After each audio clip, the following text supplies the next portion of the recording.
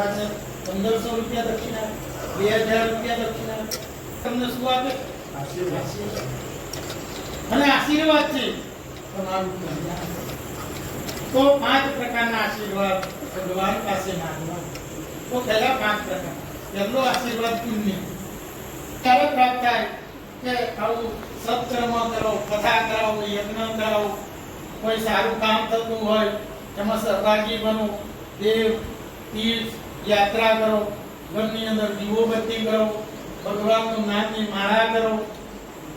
એ કરો ને આજે તમારે તો તમને આ નવા ઘરની અંદર બેસવા મળ્યું, પૂજાની અંદર આગળના પુણ્યો.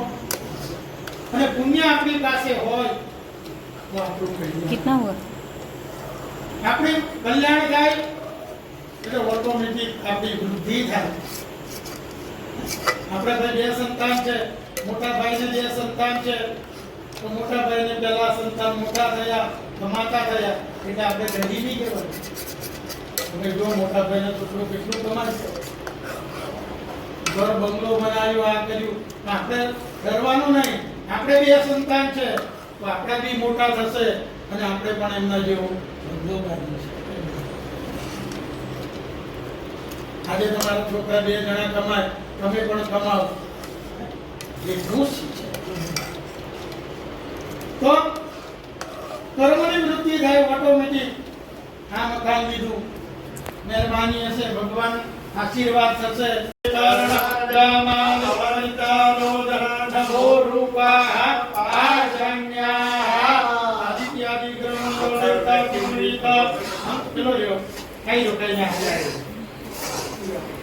અહીંયા મૂકી દેવાનું. ઉદ્યોદક જ્ઞાનમ સમર્પયામિ.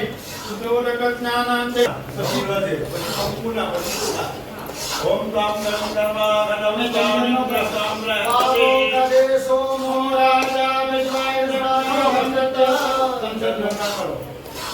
સુખા લગા હરે સ્તેસાશ્રમ કમલ બલિવાદાય પદયો યતે દાની પુષ્પકાલ પુષ્પાને સમર્પયામિ પુષ્પમાલમ સેવ્યાલેન સનાતનાયામિ મહિનામ યોજિતમ મયા દીપં ગૃહાણ દેવેજા ભગવદ્વત્તાકે નમસ્કારં સમર્પયામિ ગૃહાસાપ્તે દીપદ તાંબૂલ સાધ્યમાના દક્ષિણાતે નમસ્કારં સમર્પયામિ.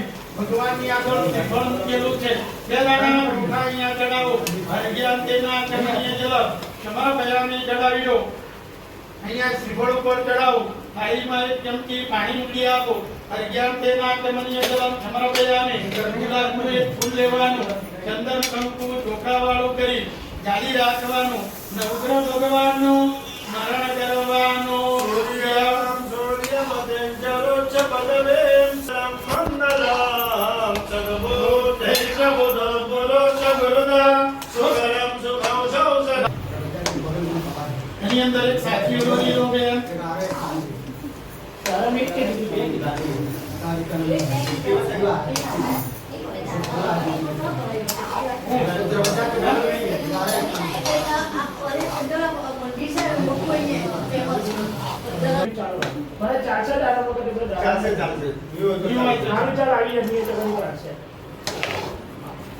આપણા ભોજન કેટલો લગાવવાના છે? 11:30. મેં કાલે કીધું આરામ લઈ લો. અરે વાંધો નહીં, કાલે.